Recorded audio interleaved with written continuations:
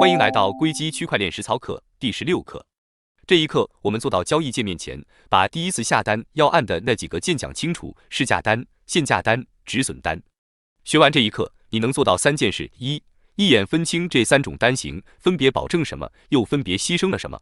二，明白滑点是从哪里冒出来的，以及怎么把它压小；三，避开新手最常挂错的那几个位置。照例先说清楚，本课只讲流程与判断标准，不推荐任何交易平台、产品或币种，也不给任何买卖建议。买不买，买多少，挂在什么价，判断留给你自己。先说为什么这10分钟值得花。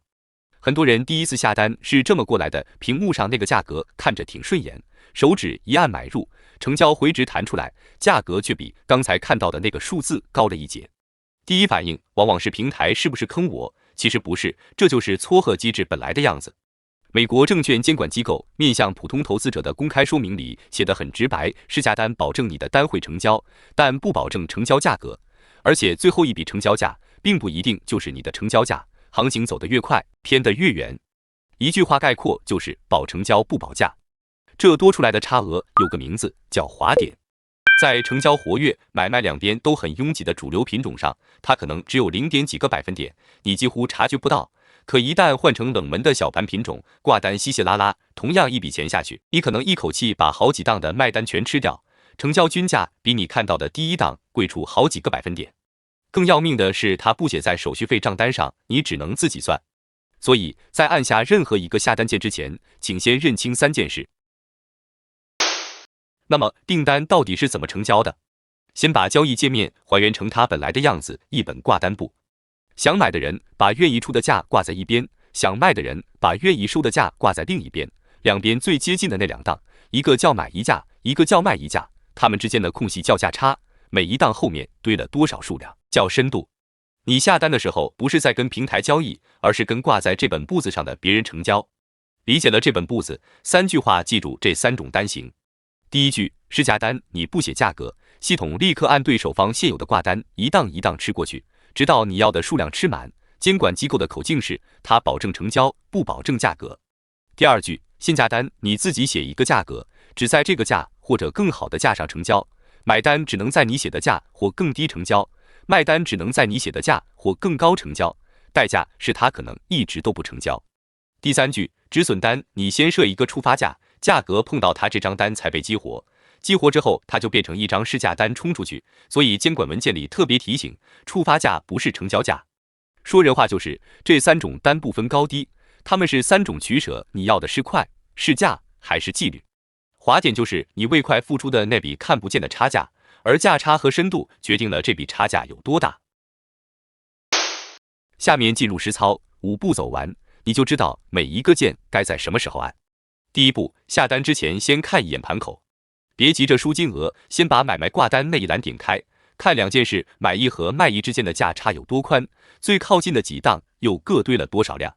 价差窄，每一档量都很厚，说明这个品种买卖的人多，你怎么下单都不太吃亏。价差宽，往下翻2档就没什么量了，说明流动性稀薄，这时候任何一笔急单都要付出代价。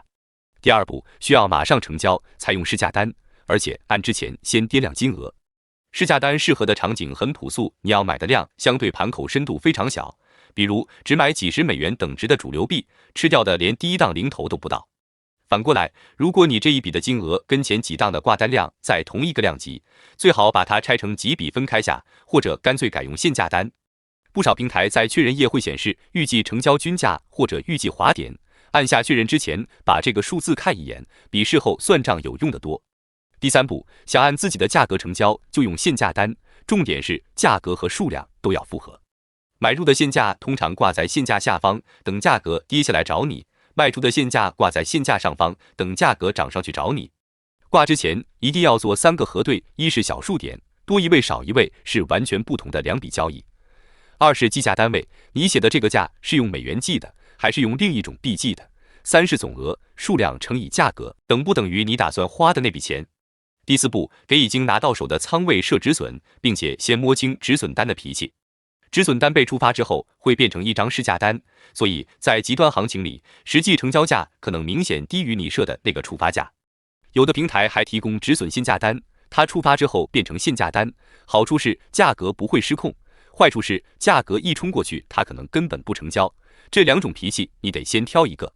另外，各家平台判断触发的价格标准并不一样，有的看最新成交价，有的看标记价格，下单前去帮助中心确认一次，这属于会变的规则，以平台最新公告为准。第5步，下单之后必须回头核对订单列表，已经成交的，看一眼成交均价和手续费跟你的预期差多少，这是你校准自己判断的唯一途径。还挂着没成交的，要么继续等，要么手动撤掉，别让一张自己都忘了的挂单在几个月后突然被行情打中。如果你是在链上做兑换，界面上通常还有一个滑点容忍度要填，以太坊官方开发文档里的说法很好记，滑点设成1%，等于你告诉系统最少要拿到预计数量减去1%，比这还少，这笔交易宁可失败也不成交。接下来是3个坑，都是新手最容易踩的。第一个坑，拿市价单去打冷门品种，盘口越薄，一张市价单吃穿的档位就越多，滑点也就越离谱。冷门小币的挂单经常薄到几笔就能打穿，你以为自己买在了屏幕上那个价，回头看成交均价可能贵出好几个百分点，一进一出，光滑点就把你想赚的那点差价吃光了，所以越冷门的品种越不该用市价单。第二个坑，限价单挂错了自己还不知道。最常见的是小数点点错位，把一个远离市价的价格挂了出去，挂在天上的那种永远不会成交，你以为自己有单在等，其实等于什么都没做。挂在地板上的那种，平时看不出问题，直到某天行情一根长针扎下来，把你早就忘掉的那张单一口吃掉。所以挂完单要养成2个习惯，挂完立刻回订单列表看一眼，以及定期清理那些你已经不想要的挂单。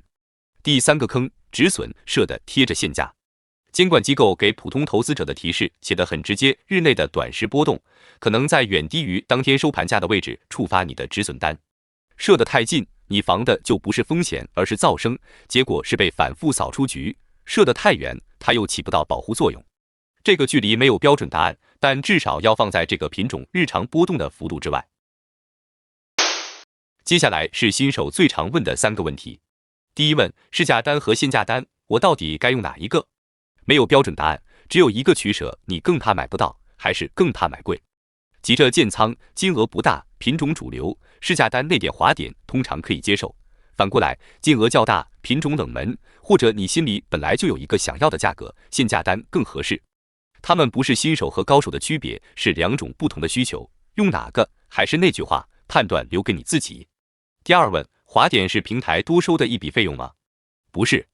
滑点不是任何人向你收的钱，它是你的单在挂单簿上一层一层吃出来的价格差，手续费是另外一笔，会明明白白列在成交明细里。想少付滑点，你能做的其实只有3件事：选流动性好的品种，把大单拆小，能等的时候就用限价单。第3问，挂出去的单会一直有效吗？会不会占着我的钱？多数平台的挂单会一直挂到成交，或者你手动撤销。挂着的这段时间，对应的资金或者币通常会被冻结，不能再拿去下别的单。也有平台提供当日有效之类的选项，这属于各家规则不同的部分，以平台帮助中心的最新说明为准。还要提醒一句，被冻结的那部分资产仍然躺在平台账户里，钥匙不在你手上，这一点第7课讲冷钱包的时候说过。最后一页总结可以截图收藏。第1条，市价善保成交不保价，急用可以，但按之前先看盘口薄不薄。第2条，限价单保价不保成交，价格由你说了算，成不成交由市场说了算。第3条，止损单触发之后会变成市价单，触发价不是成交价，别把它当成保险单。第4条，滑点不是费用，是流动性开给你的账单，选品种、拆大单、用限价是仅有的3个办法。把这4条记住，你第一次下单就不会再有那种成交价对不上的错愕。下一课我们讲一件更要命的事，假钱包 App 下载渠道决定资产生死，从哪里下载，怎么核对，假的 App 又是怎么把资产一次搬空的。这里是硅基区块链实操课，每天一集，一集讲透一件事，我们下一课见。宁可挂单错过，也别追着市价买。你更怕买不到还是买贵？评论区告诉我。以上就是硅基区块链实操课第16课。最后提醒，本课内容为流程与知识讲解，仅供参考与学习，不构成任何投资建议，也不推荐任何平台或产品。加密资产波动巨大，请遵守你所在地区的法律法规，独立判断，量力而行。硅基财经，我们明天见。